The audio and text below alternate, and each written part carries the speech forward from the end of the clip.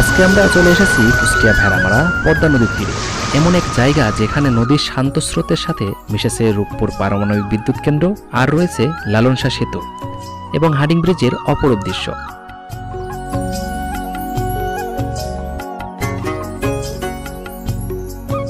Hello everyone, আসসালামু আলাইকুম। কেমন আছেন সবাই? আজকে চলে আসলাম আরেকটি নতুন ভিডিও নিয়ে।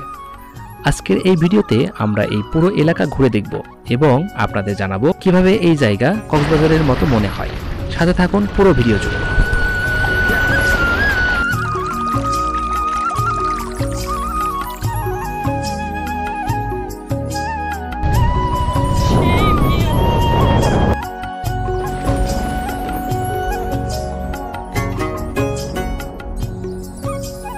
এখন আমরা অবস্থান করতেছি পদ্মা নদীর চরের ভিতরে। এখানকার যে ফিল পাবেন আসলে কক্সবাজারের মতো না হলেও এই চরের সোনালী বালি আর খোলামেলা বাতাস আপনাকে মুগ্ধ করবে। এখানে বসেই দেখতে পাবেন পদ্মা নদীর শান্ত স্রোত আর চর জুড়ে মানুষের খুশির খেলা। দূরে দেখতে পাচ্ছেন দুটি সেতু, এক পাশে লালন শাহ সেতু আর আরেক পাশে হাডিং ব্রিজ।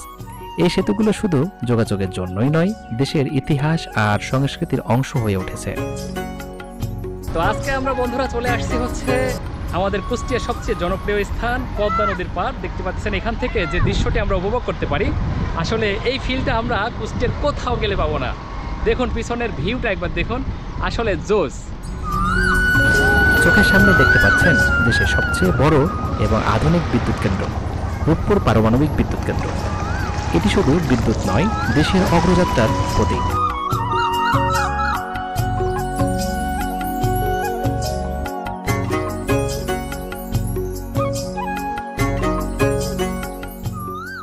আজ মনে হচ্ছে আমি যেন কক্সবাজারের সাগর তীরে হাঁটছি। পদ্মা নদীর তীরে যতদূর চোখ যায় খোলা আকাশ আর শান্ত জলরাশির খেলা।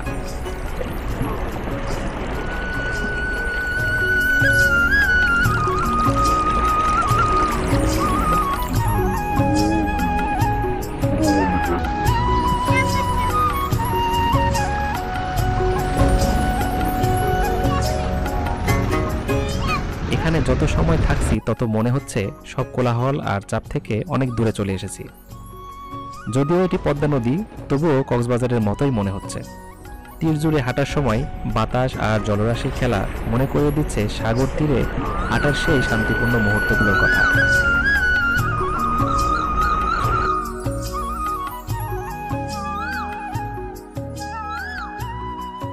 এখানকার মানুষের সান্নিধ্য আর খুশির মুখ দেখে মনে হচ্ছে আমরা সবাই মিলে যেন কক্সবাজারে হাঁটতে এসেছি।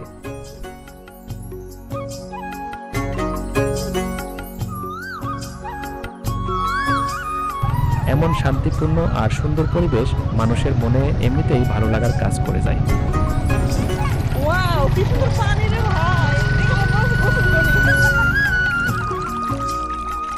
পদ্মা নদীর তীরে আজ হাঁটতে হাঁটতে মনে হলো আমরা কক্সবাজারে চলে এসেছি, আর এখানে খুঁজে পেলাম শান্তির খোঁজ।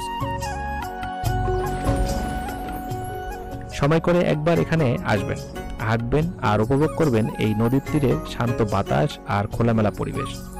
আশা করি ভালো লেগেছে এই ছোট্ট সফর। ভালো থাকবেন আর চ্যানেলটি সাবস্ক্রাইব করে সাথে থাকবেন।